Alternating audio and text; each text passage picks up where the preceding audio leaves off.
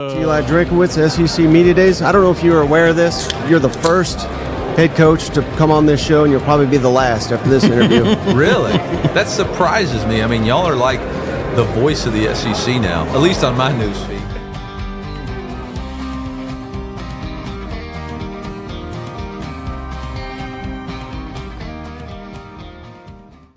Welcome in. Latest episode of that SEC podcast. I'm your host, Mike Breton.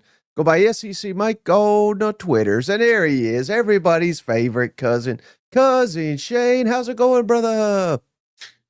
Hey, buddy, what's going on? Oh, I'll tell you what's going on, man.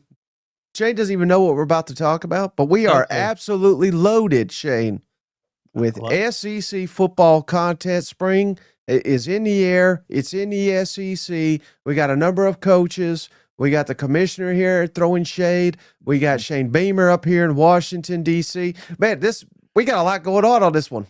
Oh, I love it, man. I love it. It feels like, I know we still got a little bit of an off season, but this is what I'm talking about, Mike. Some real football content, kind of gets that blood flow and gets you ready for some college football, man. So, yeah, I was off Twitter's today. So this is all going to be brand new, and I'm looking forward to some great news, brother. Well, and then right off the bat, I feel horrible, Shane. Shout out cousin Jacob. He gave us $5. Thoughts on the massive A&M media deal? Yig'em, he says, but I just logged on and saw that. And I know they signed a deal, but I don't have enough knowledge to really break it down. But again, Shane and I are going to be together in Nashville. Yep. And our buddy Billy Lucci, if he's in town, he's going to hop into studio to break it all down. So hopefully we can deep dive on that. Geez Louise says, are we muted again? I can hear you. Can they Am hear I us? muted? I don't know. Maybe Geez Louise is muted. Maybe we're all muted.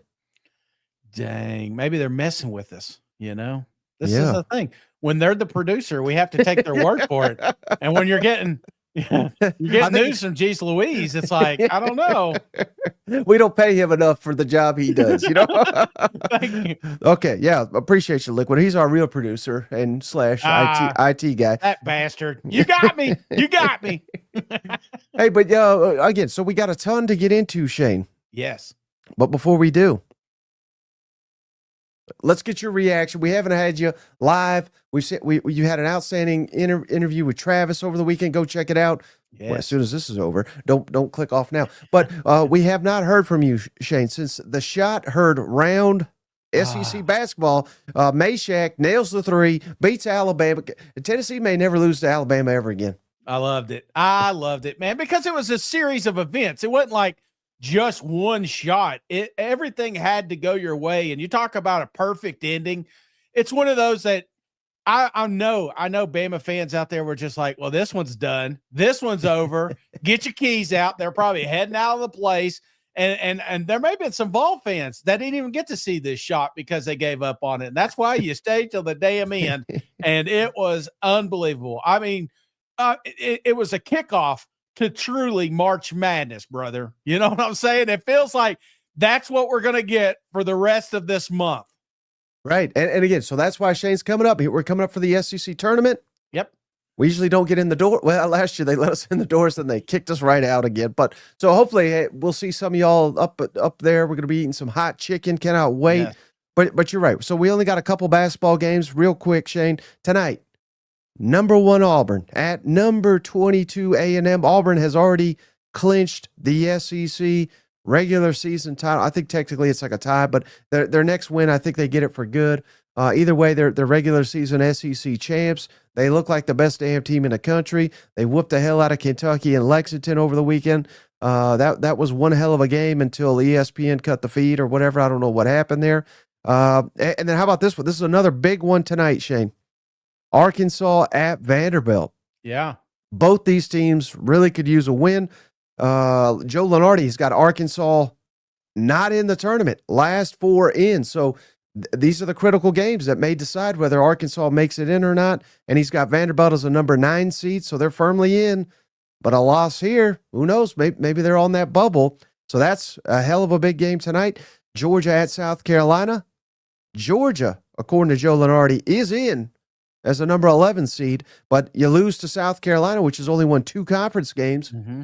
Maybe you're out again. And believe it or not, Shane, South Carolina is the betting favorite to win this basketball game. So this is, I think, a must-win for Georgia. And then Texas at Mississippi State. Joe Lunardi's got Texas first 4 out. So they're out. You beat a ranked team on the road, your ass is back in. You know what I mean? So the madness has begun in the SEC, and there's a lot of games tonight that I think are going to have tournament implications. It's that time, man, where you're cleaning up the resume. You know what I'm saying? Doing a little proofreading here, and I feel like that's where we're at in the SEC basketball. And like you said, there's some must-win games this week, and I feel like when it gets down to selection, whatever day they do it, do they do Saturday still? Sunday? Okay. Mm-hmm. Whenever they get to this, I feel like you're going to look back to this week like, well, shit, we should have got it together that week, you know? Yeah, if you couldn't tell already, Cousins, Shane's the type of guy that once someone hands him the bracket, that's when he's like, oh, that's what they're playing. That's who he was playing. I love it. We used to do it. I mean, when I was in high school, we would do this. We would put money, put it in a cup, you know, and you pull out 64 teams, and you just pray to God you didn't get, you know, UTEP or something. But then you're watching a tournament because anything can happen. That's why, you know, they call it March Madness. But yeah, I know the brackets are coming out, and nobody ever hits them, but I don't know. Maybe I will. Maybe I will this year. If they bring that $1 billion bracket again, that would be awesome. Right, but my point was, Shay, you're not the type that's going to sit there and watch the damn selection show and and analyze the brackets, are you? No. I'm the football guy, you know. I'm not going to. Everybody know it that's watching this show. They're like, Shane likes basketball. He don't love basketball. I'm starting to love it, but I am all football right now, brother. Yeah, so safe to say, again, this could be literally the best SEC tournament ever in a week's time here in Nashville. Great city of Nashville. But you're still more excited about the hot chicken. The chicken, man. It's all about the chicken. I'm like, I can't wait to see which ones he picks. I'm looking forward to drinking cold beer, you know. I mean, I'm going to enjoy basketball because I'm there. And if you've not been to Nashville during this event, brother, this isn't an SEC championship game. I can't explain it, but you got all fan bases there. Downtown's it's pretty much lockdowns, walking around. Yeah, it's just awesome, man. It's just good vibes there. And then when you get done, you can go to the strip, do all that stuff. But yeah, I'm pumped up for it, man. Well, you talk about your love of football. Let's switch gears to where our heart's at here, Shane. I don't know if you saw this. Yesterday, Commissioner Greg Sankey was on with Paul Feinbaum, and some pretty interesting comments here, Shane. So let's get right into it about Nebraska canceling the Tennessee series. He also shouted out Wake Forest canceling Ole Miss, literally moments after Ole Miss went to Wake Forest, whipped their ass, and then they said, you know what, we ain't gonna play Ole Miss anymore. Here's his comment straight from Feinbaum show. I saw a series that was disappointing from my perspective when Nebraska announced it wasn't going to play a contracted series with the University of Tennessee. I think that would have been great for college football. Early in the season, though, we saw Wake Forest like 2 or 3 days before the first game with Ole Miss cancel that. This is not to point a finger at Nebraska, but the AD told me I talked to the College Football Playoff Selection Committee members, and they said they didn't think not playing this game would hurt Nebraska's opportunity to make the playoffs. So that's critical there.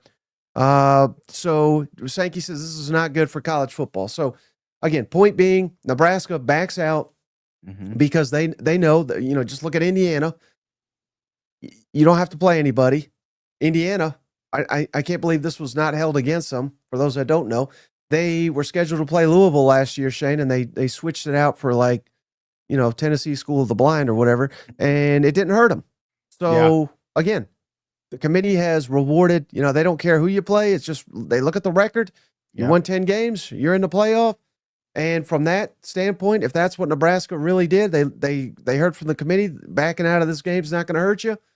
I hate it, just like Sankey's saying here, but I understand the logic, and that should give you an indication that something's broken if this is benefiting Nebraska. Nebraska cowards. That's what they are. Just change their name. They won't do spring, and now they won't play football game. What are they gonna do? Just what sport are they gonna play when they just opt out of college football altogether? So, yeah, I think it's obviously it's a coward's way out. But I mean, do you blame them? I mean, do you blame them at all? I mean, as a fan, I want to see the game. But if I'm an AD, if I'm a head coach, and I'm like, dude, we can, like you said, Tennessee School of the Blind, give me that so that we have an opportunity to get to a college football playoff. Because at the end of the day, that's the game they're really going to judge me. And trust me, they're not going to make a play. The fact we're even talking about playoffs with Nebraska just is kind of comical in itself. I think maybe that loss is what keeps Matt up there for another season. Well, I did hear him on another podcast, and he said, they were asking him about week 1. We got Texas at Ohio State, and he basically, he outright said it. He said, why in the world would any Big Ten team sign up for that when we got these 9? He's like, we got 9 conference games up here. Sometimes we got 5 road games, yada, yada, yada. SEC only gets 3 road games, like a bunch of BS coming from old Matt Rule. But I don't know much about him, but it seems like he's looking to take the easy route to get where he's trying to get. Maybe that's why Nebraska can't field a winning program. Yeah, I think so. Oh, man, a bunch of losers. All right, hey, how about this? Speaking of interesting. We went to school with a Matt Rule. You know what I'm saying? Like in your class, you always had one of these guys that just always ruins it. That curve. He's actually the one that studied for the test, and they couldn't do the correction so that we can all pass. It's like, oh, geez, this Matt Rule's screwing up again. Sorry. You asked what will Nebraska do? Cousin Tony says they're going to play cornhole. Many different meanings there, but hey, shout out to Shane Beamer. Did you see this? He was in Washington today, politicking. They've been asking Congress, whoever, I don't even know, I don't follow politics that closely, but they're asking the government to fix NIL. Here's Shane Beamer, about a minute of he makes some good points here. Let's kick it over to him. If you don't act, college sports will be destroyed by never-ending litigation and conflicting state laws. And designating student athletes as employees is not the right path, because an employment model will drastically reduce the number of sports a school is able to offer. In contrast, a federal law will guarantee the future of Olympic sports that help develop future Olympians for our codes in college athletics. And quite simply, we need your help. The system is long overdue change. The current situation is unsustainable. A national, bipartisan federal law will provide equal opportunity for all student athletes to benefit from NIL and create a uniform standard to ensure we're all playing by the same. In regards to the new revenue sharing model, I think it's a fantastic thing because, one, it will provide opportunities for all student athletes as well. It will level the playing field, if you will, in a lot of ways, and it will allow all student athletes to capitalize on their name, image, and likeness through revenue sharing and having a piece of what they deserve because of what they bring to our universities. All right, Shane, so to boil that down, here's the big issue right now in college sports, right? Yeah. They want what's called collective bargaining, like they have in all the pro leagues, but they don't want the players to be employees, where that's how you get it in NFL, NBA, on and on and on. They're employees, they're in a collective bargaining agreement, and that's how you get, there's caps and you can only spend so much on certain players, yada, yada, yada. So they want this in college football, but they do not want them to be employees. So that's why they're up there in Congress to ask, or to where they can collectively bargain, but not having employees. So they want their cake and they want to eat it too. But we shouldn't be surprised. But thoughts on what Beamer had to say there? So what would be the perfect, like if Shane Beamer had him? I mean, he's not here, he's not on the show, but just from everything you've heard, what would be his fix? So, I think what they really want is contracts. Yeah. To where let's just use Lenore Sellers because he's his quarterback. That's the only reason I'm using him. You sign Lenore Sellers to a contract for 3 years. That way he can't constantly say, well, I'm going to go in the portal if you don't do what like that. This is what they want. They want contracts. They want, cap limits so that, South Carolina can have a $20 million budget, whatever. And they don't want Ohio State to have $40 million budget because it's not on an equal playing field. You know what I mean? So they basically want it to be professionals but not employees, calling the players professionals. It's 1099 their ass. Yeah. Yeah. I got you. I pick up what you're putting down. So, geez, I don't know. I mean, you're right. I think you're asking for a lot there, and I just don't see that happening. I mean, this day and age, I would see employees first before I saw contracts, I would think, unless, again, I mean, you know how politics is, they got all those people up there and maybe they got there because they paid the right people, but maybe something like that happens, but I don't know, man. This is way above my pay grade. Right. It's just a slippery slope, because if they are employees, then there's going to be many guys I would think to say, well, why the hell I'm not going to class. Yeah. I'm getting paid to play football. I'm not going to go to math 101 or whatever. You know what I mean? Like, and why would they? Yeah. So there's just a lot of things going on here. And again, they are terrified of, whenever, if the NCAA, the SEC, the Big Ten, it's really just SEC and Big Ten now, if they set a rule that an athlete is just going to sue. Yeah. So, and by precedent, I mean, I think that's what they're looking at. Any rule they try to make, they're just going to get sued. You know what? What a slippery slope, man. What a damn slippery slope. It feels like we argue about this, and we have been arguing about this. It feels like for the last 4 years, at least 3 years, and it doesn't feel like I'm not getting anything here. I feel like NCAA's now, they're out. They're not a big deal. But other than that, I don't see light at the end of the tunnel. I hear a lot of this, a lot of chirping, a lot of coaches this, a lot of ADs this, a lot of, commissioners this. But at the end of the day, I don't see anything. It's almost like they're beating their heads against a wall and we have to keep listening to it. Yeah. And I think the only solution, and again, I don't even know if this is possible, but since the Big Ten and the SEC own the playoff essentially moving forward, I would set rules that they each follow. Mm-hmm. And then, if the ACC, the Big 12, Sun Belt, whoever says, well, hell, we're going to do unlimited caps, then I would just say, well, then you can't be in our playoff. Yeah. Who the hell's going to go play at Florida State if you can't go to the playoff? I don't care. Well, unless they're making, ungodly money, but why would they? Right. If there's no playoff, you know what I mean? Yeah. Who the hell's going to, that's the only fix I see to all this. And it's so funny because you'll talk to people just out and about, and like sometimes I'll wear Tennessee stuff. And one of the first things they talk about is, this portal has really ruined the game, and you can always kind of tell how old they are by the conversation, like, hey, we're about the same age, and he's just like, they don't make them like they used to, Yeah, it depends on how successful their team is, whether they really like the portal. You know what? Yeah, you see a Buckeye, they're like, hey, we may repeat, Well, if we could repeat champion cousin, you know who we're giving it to, brother. We're giving it to JR. He just gifted another membership. Thank you, JR. This time, thank you, JR. Stephanie S. Welcome to the family. Courtesy of the legend JR. Stephanie, damn glad to have you here. So, all right, Shane, enough of the Congress, enough of Sankey, yada, yada, yada. How about this? This is, well, something else to complain about, I guess.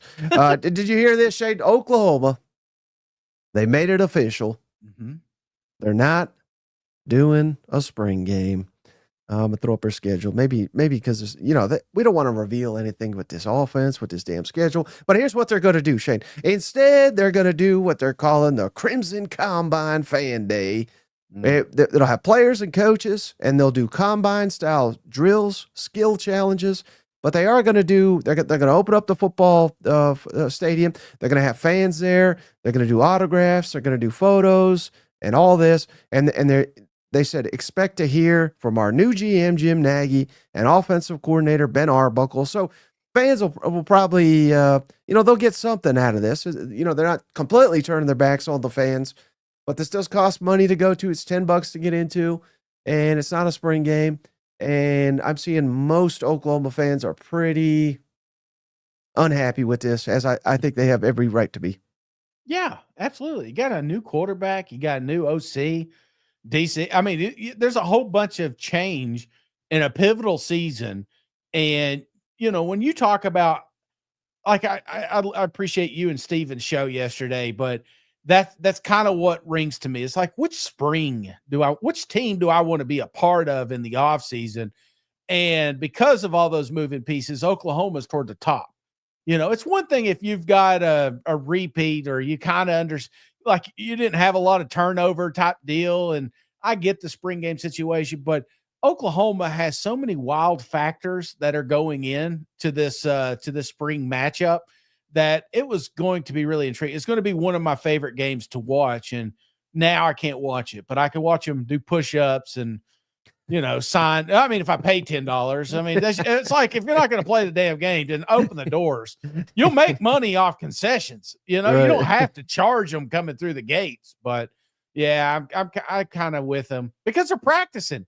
It's not like they're not having they could just do a practice. They don't have to actually play. It could be flat. It could just something. But no, we're not. I think what they're going to have to do there again. I've got all the answers here, Shane.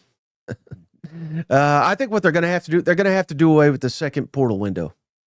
Mm-hmm. Oh, you can only do one portal, and it's got to be before spring football. I think that's the only shot we have at having spring games back. And again, maybe they just don't want to do. I think these coaches have been against spring games the entire time. But you know what, Shane? These guys are making 7, 8. Some of them, I think, $13 million now. Yeah. They shouldn't get every damn thing they want. I don't think. I mean, they're getting paid a lot of money for things like this. You know what I mean? So if we could do away with that's what's killing us though, because the coaches and they have. This is where it's fair. They'll just complain. Well, I don't want my guys poached. I don't want someone that thinks they're good enough to be a starter, and then come the spring game, find out they're really third string. Like Stephen was telling me about. So Oregon signed a quarterback, right? Mm-hmm. He was there for bowl practice, and then he said, "Well, hell, I'm third string." He literally signed. He went through bowl practice. Said, "I'm going to Cal where I can play." Be like, we can't have that. Yeah. So to do away with that, we got to do away, I think, of the spring portal. I think that's the way back to getting spring games to where no one can poach your roster. And I think it's part of it. I think it's a part of it for sure. And this is what they're leaning on. But there's other things. Coaches don't want spring games. They'd rather have an extra practice. So right. I get the coaches, but this should be about fans first too. I mean, we're the ones paying the bills. We're the ones watching the games. We're the ones that are going to be paying the money to go see this. And I feel like they're the ones that are getting the biggest hit here. I mean, Oklahoma needs some. They've had some splash, recruiting. They've had a splash hire. This could have been a launch pad into 25 too, off an exciting spring game. So now you're like, just, hey baby, we're back. Yeah, I think you really want to showcase John Mateer in this offense. Throw in some, like, remember when Heupel got to Tennessee, it was like they went from Jeremy Pruitt, which was god-awful offensive football. Yep. And then the first Heupel spring game, it's not like everybody was like, oh, God, we got the Heupel plan now.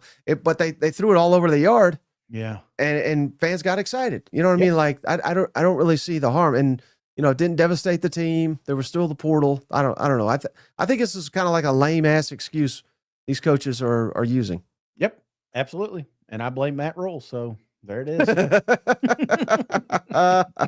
Well, speaking of the Sooners' greatest rival, Shane, you know what I'm talking about. Come on down. They've opened spring down in Mizzou, Shane. And, man, a new look for the offense specifically, new quarterbacks, new receivers, new running backs, a lot of transition.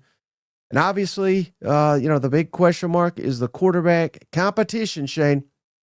Let's kick it over to Drake, who he's got a lot to say here, Shane, on there was a lot made. Anybody that missed it, Sam Horn took the reps, first team reps. Yep. He explains that here. And he's asked, what are you going to be looking for in the quarterback competition? Let's kick it over to him. Quarterback room at large, what does an ideal spring look like there? Is there a timeline on when you want to start a replacement? What does that kind of look like for that group? There's an old saying, when the student is ready, the teacher will appear, right? I think, the quarterback position, there is no timeline, no timetable. When the starting quarterback makes himself known to the rest of the team, we'll announce a starter. But I told those guys that there is no plan to try to name a starter through spring. I don't really believe in that because I think it puts too much pressure on the team and everybody involved. This is about individual player development. It is about each player trying to get better and better every single day. And, you know how we decided who was going to be the first quarterback out there today? Old-fashioned paper, rock, scissors. All right, so don't look too much into that. It's about player growth and not having pressure of performance right now. That'll come, but it's about these guys making plays. You've got three players there that are their strengths that was on paper are a little bit different on Bo's legs and Chandler's arm. What does that do in these kind of infant stages of spring camp? What are you kind of looking at for in terms of development? Yeah, my biggest thing with a quarterback is really about what's his growth and learning potential. The thing about Brady Cook is he didn't make the same mistake twice, right? So we lost a lot of one-score games in his first year. And then the last 2 years, we won a ton of them, all right, because he learned from those situations. And so what we've got to force these quarterbacks to go into is we got to put you in the red zone. You got to make a mistake and then not make it again. We got to put you in 2-minute drill and you make a mistake and not make it again. And that'll be the growth that we're trying to see. So, somebody making a great throw in a 4-set rack, we're not going to get real excited about. It's going to be about how do they respond to the mistakes they make, and that'll put us in the right path. As far as playing to everybody's strengths right now, we're just putting in an offense, and then we'll tailor that offense to whoever the starter is once we get there. But the thing about Coach Moore's offense is it's got a multiplicity to it, and so these guys are just getting the DNA, and then they're going to make plays within the DNA of the offense. Based on that, Shane, they ain't naming a starter anytime soon. Not until that portal closes. You know what? No, when you hear paper, rock, scissors, you got a little security there. So I think it's smart. This is what we used to talk about, prior to how crazy it was. It's like people get upset where you're at on that depth chart, especially quarterbacks. And you want to get them both in there because sometimes you're better at practice than you are in a game and vice versa. And how do you, when you've got all your fans in there for a spring game, and some of these games we're having 40, 50,000 people, right. I think it added an element to somebody that was not in that system. And they're really missing out on that, but it sounds like we're going to have a tight one in Mizzou. Do you think, how close do you think this quarterback race really is there? Just if you were guessing, do you think it's like a 60-40 type situation, or do you think we're closer to a 50-50? Well, I don't know how you really judge it till they actually start really getting into practice, Yeah. But here's where I wanted to ask you, because now that Sam Horn is cleared, now he can't stay healthy, but I believe every time he's got injured, it was on baseball field, unfortunately. But so maybe that's not fair to say he can't stay healthy in football. But if it's true, and again, this On3 reported it, so if Bo Pribula, I think I butcher his name every time I say it, Shane. If they really paid him $1.5 million, yeah, are they really going to let him sit the bench?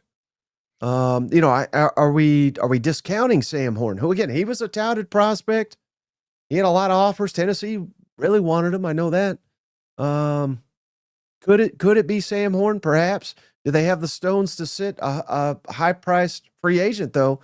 I don't know. Does that factor into the decision at all? I think at a lot of places it would. What's your thoughts on that? Can they afford a $1.5 million backup? Yeah.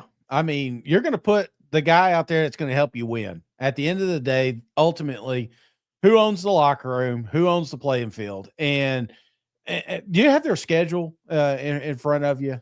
And one of the things I'm looking at here is just, I'm not a fan of quarterback controversy. I'm not a fan of that at all. But I feel like there is a little bit of wiggle room, because the first 3 games, especially that second one, cupcake. You know what I'm saying? It's like you've got some time. But I don't want that, Mike. I want this thing to be settled sooner than later. And you got to remember, Sam was highly touted himself, who had just not got to see it.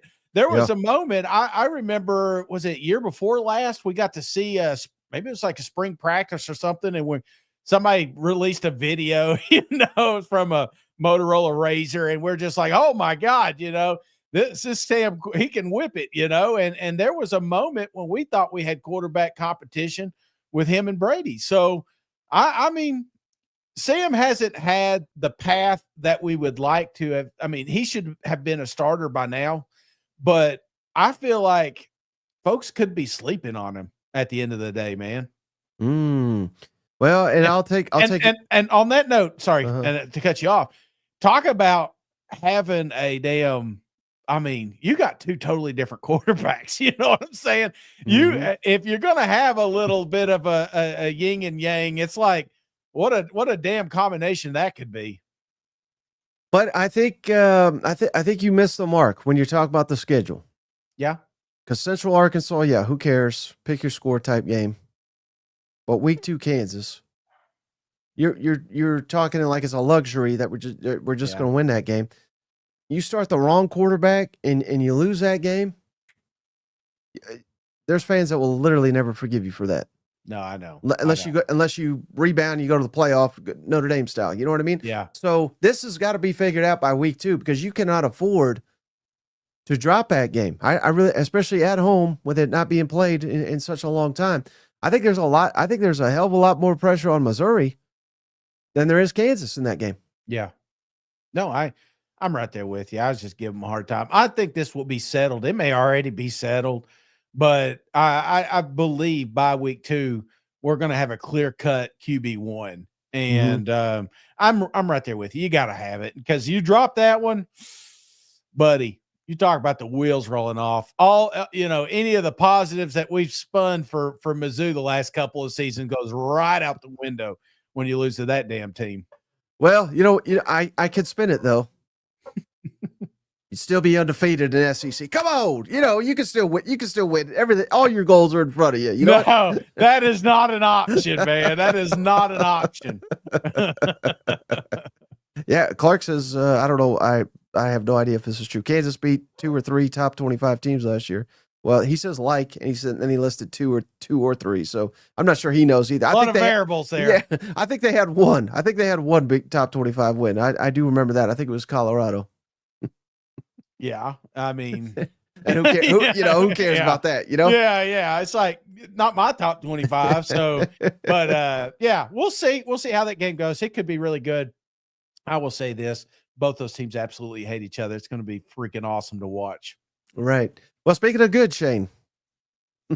Oh, bless you. You know what's good? This old Public Rec. Come on, they're back for another week with the show, Shane. Head on over to publicrec.com. Put in that promo code SEC for 20% off your full order. I think Shane is having a fit over there. I typed in Public Rec. He's got to go check it out, see what's going on over at the Public Rec. But if you're saying, what is this Public Rec? It's high-quality clothing that they hooked us up with. They sent us a shirt and a pants. I loved all of it, but I love the pants so much that I paid for my own to get a second pair, Shane. So again, that's publicrec.com/SEC. That'll take you right there with the discount code, or just put in SEC at checkout. Get 20% off your entire order. Love me some they're like stretchy, nice designer type jeans that feel like sweatpants, Shane. I mean, you can't beat it. No. I mean, we bought some for Christmas, not for myself, but definitely for some family members, and I've seen them around with them. So clearly, that was a gift that just keeps giving. He says Mike just bullied Shane. Yeah, I felt it a little bit. Sorry, I puked in my mouth talking about Kansas there. I get it. Well, hey, let's rebound with that. A good taste in your mouth, perhaps. Alabama, Shay, they've opened spring football here. So let's kick it over. Kalen DeBoer, man, I love these quarterback competitions, Shane. Could decide the fate of Missouri, could decide the fate of Alabama. How's this breaking down? And, man, our man Kalen, he had a little, I've never seen this guy, joke and laugh. I think that may be clip number 2. But here's Kalen DeBoer on the quarterback competition. Did the quarterback medal show itself today? It's all itself? No. Yeah. Good question there, Nick. No, it's something. I mean, just they're all at different points, but few things just procedure wise that are a little different, and good to see those guys all operating through that. And they all had their times, of course, where they looked really good, and times where they got to continue to grow and get better. The roster says that Keelan put on, I think, 17 pounds. How much different does he look now than when you were I guess recruiting him out of high school? Yeah, I saw him last summer, and saw him in person for one game last fall. So, he's in pads and all of that at that time too. So, he looks good right now. Strong and moves around. Just he's just a good all around athlete. But the weight program for him is certainly any new guy is going to be critical. And it's good to get that first phase under the belt. That's why being an early enrollee is so important. And then obviously now even through the spring, there's multiple reasons, but one of the reasons we go every other day and not back to back ever is just so we can get big days of lifting in, really a minimum of 3 times a week. You mentioned. All right, Shane. So if you missed it there, 5-star quarterback Keelan Russell apparently has gained 17 pounds since he got to campus. Shit. How much did you gain your first semester up there at UT? Dude, probably like 40, 35. Pure muscle. Yeah, that's all this is undeveloped muscle, So, no, I don't think, it's funny. I was always a big guy, but I don't think I did a lot. Here's the thing at UT. It's like, there's a lot of hills, man. There is a lot of walking, and I kept it in check for quite some time, but, what the way I remember it, and correct me if I'm wrong, maybe it wasn't you, maybe it was someone else, but I just remember because you're a little bit older than I had 2 years, I guess, and I remember you were up there. I think this was you. Could have been someone else, but were you blown away by the meal card where you could get like unlimited food at basically any time, any day? Yeah. I mean, that's ultimately when I decided to just stop going to class. That meal card really came in handy because that's all the walking I did was from the dorm down to, grab bite to eat before we went and drank somewhere. So, right. Remember, we were the #1 party school that year. So it was absolutely wild. I mean, to go from, and Mom's watching, she's probably like closing her ears, to go from, I mean, we're in the Bible Belt, brother, and we had some rules, and then I go to the campus up there at UT, #1 party school in the country, and man, I couldn't believe it. There was just no way. The cards were stacked against me, Mike. There was no way I was going to leave there with a 4.0. That's for sure. Well, hey, jumping back to Keelan Russell though, again, I'll throw up the schedule here, but does that impress you at all? A true freshman quarterback coming in. I mean, you hear Lyman bulking up like this, but a quarterback, I think he's got clearly. I mean, how could you shape it any other way? He's coming in here with the mindset that he's at least going to get his body ready to perhaps contribute right away. And this is one of the hottest topics right now down in Tuscaloosa. Shane, Ty Simpson, he's waited his time. Yep. He was a touted recruit himself. He's yet to prove himself at an Alabama elite standard. So that doesn't mean he can't do it, but there's obviously been players in front of him. Ty Simpson, Keelan Russell, and you cannot write off either Austin Mack, the transfer from Washington that's been with DeBoer for several years. Tricky game though, right out the gate. You got at Florida State. You simply cannot lose that one. Right. And then you got at Georgia in a couple weeks later. So I think it's fair to say, you let me know if I'm wrong, but I think this is the quarterback competition that looms the largest in all of college football, because after going 9-4, we've got to go turbocharged here, and Alabama's got the roster to do it, but it's going to come down to whether they pick the right quarterback or not. Yeah, and I don't think you can afford to make a bad pick here. Like you said, Florida State, a lot of people are going to be down on them because of last season, but this is a team. I mean, ask LSU about playing FSU. This is this is a team you penciled in as a victory, and if you walk away August 30th 0-1 with quarterback controversy, brother, you talk about a seat heating up real quick. And I'm not firing, DeBoer, but there'll be a lot of fans that will. And, they were upset with what happened last year.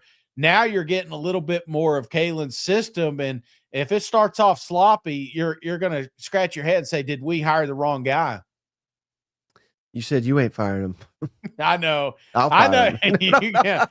There is not an Alabama coach that's safe. I know that. And then he's got one other, Shane. So what does he look for in a starting quarterback? Here is old boring here. I should stop calling him that. He's not boring. But here's Kalen DeBoer on his quarterbacks here. Well, I mean, it's got to be a guy that can deliver the ball, command the huddle, command everything we do with the team. Just that presence and that belief and confidence in your signal caller. And so, it starts with a lot of that, just the belief. But the belief comes because you're making the throws and you're getting the ball to the guys in a fashion where they can go make their plays and reap the rewards of all the work that they put in.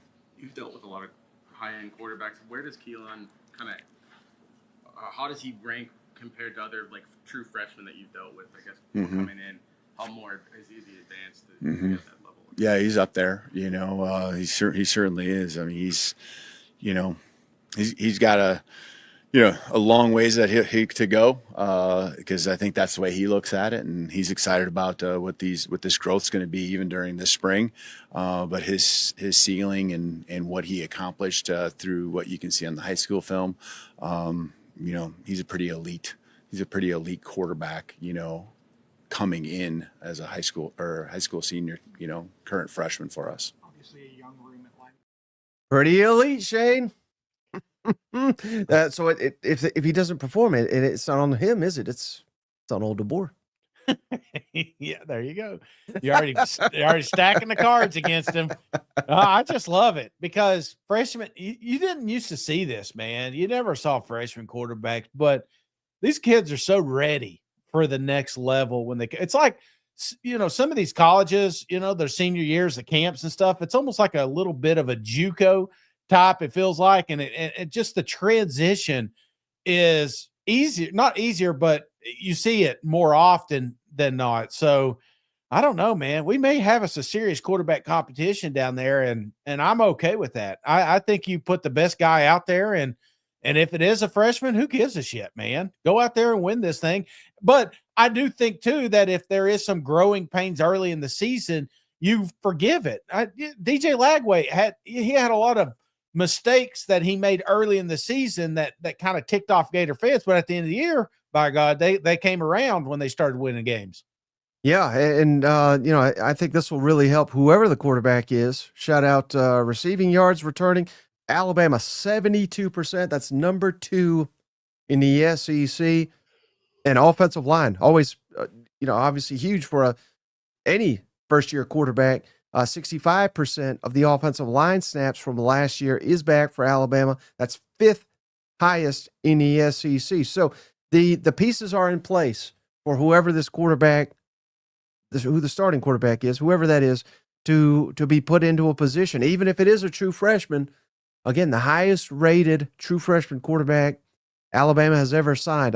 The hype is real, and at this point, I can't remember if it was this point, Shade, or if it was fall, but I think it was fall. Remember everybody was like, Ryan Williams, and I said, yeah, buddy, if a true freshman is their best receiver, they might suck. And not that they suck, but it was just Ryan Williams was that damn good. Right. If we start hearing similar things about Keelan Russell, I don't think they can keep him off the field. No, and shit, man. I know it's spring. We do this, Mike, but you know what I'm saying? You know where I'm going, because we'll talk Georgia, we'll talk Texas, we'll talk Ole Miss and Tennessee and all these teams that have a great shot to get to the next level, but it feels like poor old Alabama is not getting talked about near as much. And you're right. If this kid is the next upcoming, man, maybe we're sleeping on the tide and we shouldn't be. Yeah, they're in arguably a better position where the expectations are finally lowered a little bit. Yeah. The fans still demand excellence, but yeah, I don't know. That's going to be used as motivation, because I can't imagine anybody is really going to be voting Alabama to win the SEC, to win the national championship, coming off what happened last year.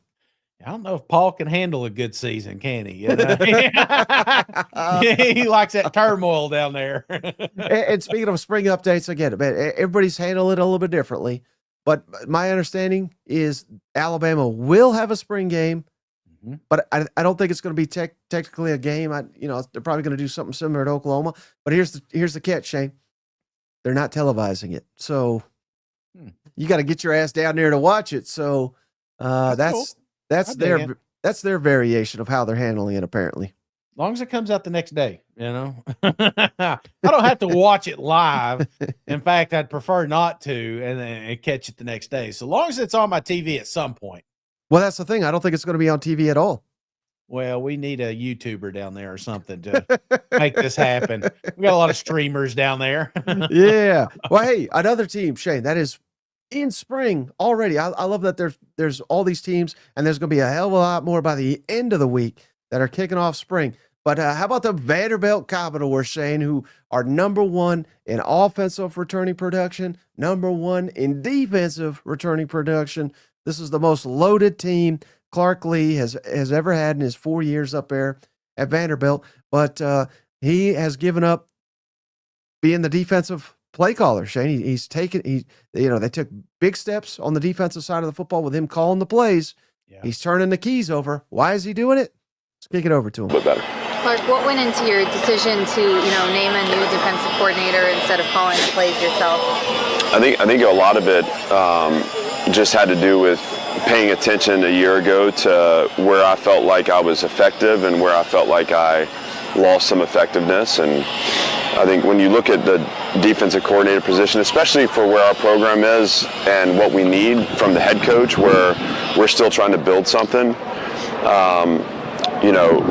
when I was just a D coordinator, I would spend 100 hours a week doing that job. And when you call a play, you want the process to lead to that play, and to be immersed in that process, I think, is really important for that position. So as the year wore on, it felt like more and more that there were gaps in my preparation that I was having late in the week kind of catch up to.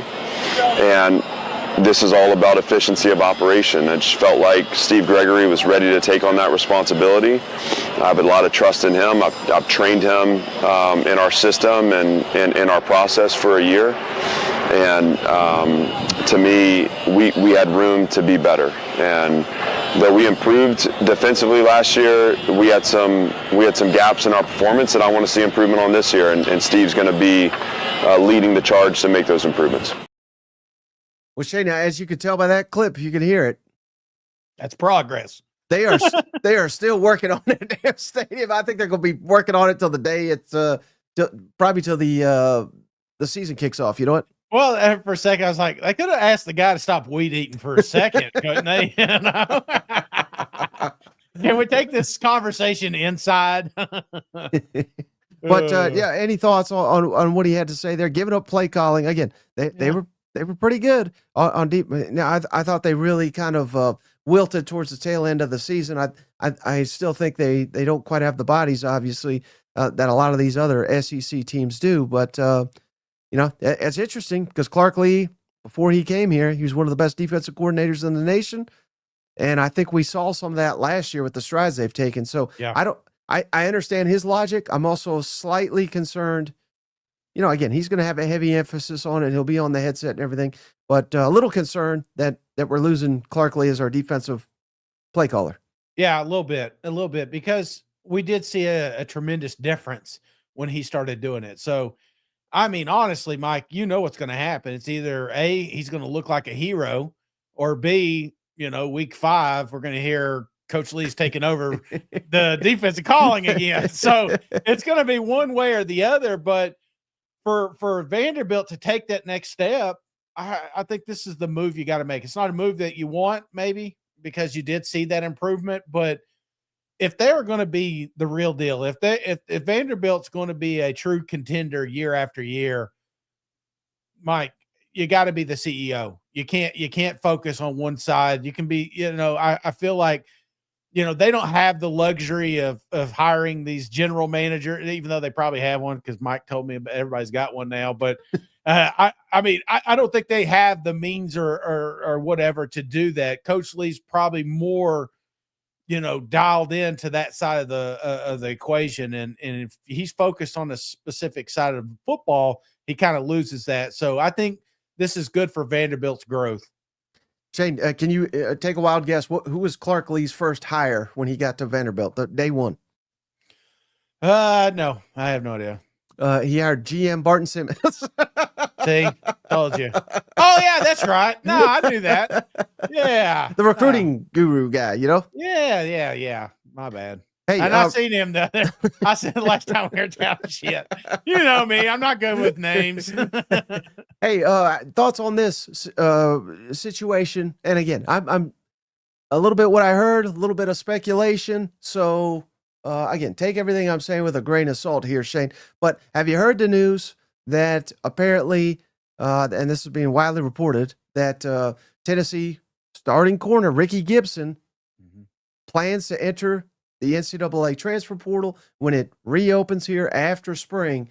So I wanted to get your thoughts on that, and just how do you handle a situation like that if you're Josh Heupel? Because there's a million different ways to look at this, but let's say Ricky Gibson, and he may not be, but let's say he's dead set on leaving Tennessee. Do you let him go through spring? Or do you say, well, get the hell out of here? With Gerard McCoy, he got his knee injured in training this offseason. So technically, Ricky Gibson's probably your number one corner right now. Yeah. Is this a ploy to get more NIL money? Certainly, you have to believe that's in there. What kind of message does that send? And again, I'm speculating on that. Maybe he just really wants to. I think he's from Alabama. Maybe he's like desperate to go to Alabama. Well, here's the other thing. He has to sit out. He cannot go to an SEC school. So, yeah. If and again, I have no idea. If someone has already contacted him, it's probably outside the SEC, probably a Florida State, an Oregon, one of these greedy teams, Nebraska, Matt Rule, you son of a. Yeah. But what do you do here? Do you pay him? Because then do other players start doing this? I don't know. This is a sticky situation. What's your thoughts on all that? Yeah, I think obviously the coaching's going to make this decision. Is it someone that is it desperate? I mean, because they can find the money, I would imagine, but it's not the first volunteer we've heard rumors about entering a portal and never does. Right. So it could be, and I always worry about that, especially if it does work, because you just kind of set an example and other kids are like, well, shit, if it worked for him, maybe it'll work for me. And he's right. You got an injury, then all of a sudden you become really important for that football team. So kind of has the cards right now. So if he can get his money, he's going to get his money. But if he can't, then I think already. I think, what is it, March 5th, whatever, 4th? Yeah. I think you pretty much know if you can find the means to make this kid happy. And if the answer to that question is no, then no, he's not out there. I'm not wasting a rep on him. Right. Yeah, because you got to get someone else ready to play, right? Exactly. Absolutely. Next man up. So I don't know. Then pay him. No, I'm just kidding. All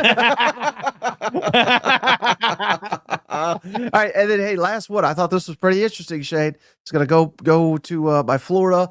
I'm dead set on hyping him. I hyped him up last year. I sold all my stock after the Miami game and the Texas A&M, and then I bought it all back, Shane, when they went on a damn rampage. But apparently RG3's got a podcast. We have to check that out sometime, Shane. But DJ Lagway, maybe the best player in the country, he was on this RG3 podcast. He was asked, who's Florida's, their top breakout player this year? Yeah. You will like this, Shane. He said, I'll say the offensive line. We got everybody coming back. I think the offensive line is going to be the best in America with everybody back. I think we're missing one, but everybody else's returners, they're going to click right away. I'm excited. It's going to be good. Thoughts on Florida possibly having the best offensive line in the damn country here, Shane? I don't know about that, but I do know that that's how you handle it, QB1. You tell them big boys how important they are, because then they play harder, they practice harder, and maybe you've got a lot of returning production on that side of the football, and ultimately, it doesn't matter how much you pay DJ. If he gets hurt, then it's like the offensive line is super, super crucial here, and I love it, man. I mean, for me, man, that's what it is. I want a comfortable quarterback, but I want some big uglies up front that my quarterback has confidence in, because it allows him to take more chances. And Florida may be that team, brother. I'm not doing it. I'm not going to pull an SEC mic and tell you they're going to go to the playoffs, but damn, the stars are starting to line up down there in Gainesville, ain't they?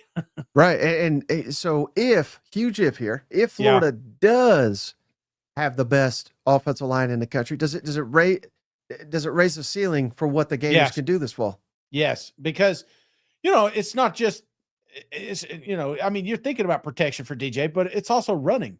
It's also being two-dimensional and being able to chew up the clock and keep your defense off the football field. And you could do that with some big uglies up front that got that push to them. So I think that's kind of what's been missing down there, is just the meanness, the toughness up front, the grit. And, you get a group back, it becomes personal. They want to be the building blocks. They want to be the crew that puts Florida back on the map. So I would imagine if my quarterback's saying this, he's just mimicking what he's hearing in the weight room. He's just mimicking what he's hearing in practice. And we got an excellent question here, Shane, from Steven Up. Isn't that what LSU said last year? Yeah. Yeah, they did. And, I was the one always pushing back, though, Shane, that LSU, their rushing numbers looked good 2 years ago, but that was because of Jane Daniels. Yeah. And Jane Daniels taking off. He obviously, if you watched football 2 years ago, you saw it, and last year in the NFL. But he is as good of a passer as he was. He may have been even a better runner. I mean, he was just so dynamic and what have we been saying year after year after year, saying, where is this LSU big time running back? Yeah. They used to have it, and they the whole time under Jane Daniels, they didn't have a really good running back. So I think that was different. And then when LSU transitioned to a different quarterback, I think it exposed their offensive line, because they didn't have that Superman back there to bail them out. Meanwhile, Florida I think it's a completely different story. Billy Napier's bread and butter is running the football. Yeah. They want to run you to death. Yep. They've been doing it since he got there. And what do they like to do off that? Play action, deep shot. What is DJ Lagway? Arguably his best thing is deep ball. So it fits like a glove. I'm just telling you, Shane. What was that team? Come on down. Who likes croissants more, me or RG3, you think? Huh? I think based on photo evidence, I think RG3. And Jimmy said, good point. Caden Durham, he wouldn't. He emerged last year. Yeah, and they didn't have a running back that good the last couple of years until they had him. I don't think. Yeah, no, absolutely. They made him. So I think also I feel like Florida's a little more balanced than LSU was last year, but. Again, this is your quarterback coming. It's like your mom telling she loves her kids and things. That's what they're supposed to say. So I'm not exactly having a parade just yet, but it is a good sign that my QB1's out here saying this. Yeah, and Geez Louise makes an excellent point. I forgot one other thing. Billy Napier, his trademark, mismanaging a tight fourth quarter, hallmark Billy. So that's what it is. But hey, buddy, that's all I got. Like I said, we got a lot of football on this show. Anything else before we hop off the line? No, it's good. Good to have some news, man. Absolutely. We got some exciting stuff coming up this weekend. South Carolina, be ready. We'll probably be dropping that this weekend. So we're right there at that 30,000 mark. I think we got like 40 more followers. If you could find 40 phones, that would be great. Hit the subscribe button. It really does help us out. And thank you so much for hanging out, man. But I'm looking forward to next week. Going to be down there in Nashville. So if you are down there and you love chicken, you love cold beer, try to find us. We'll be pretty much telling you where we're at the entire time. So I'd love to see you if you're in town. Absolutely. And I've got at least one studio interview lined up this week. Yeah. Getting it all ready. Make sure that when Cousin Shane comes to town, it's all set up and all ready for him. So he can just relax, sit back, eat some chicken, and talk some balls. So let's do it. A lot coming on the channel. Stay locked in. We appreciate each and every one of you for hanging out. We'll catch you on the next one. All right. See you guys. Go Vols.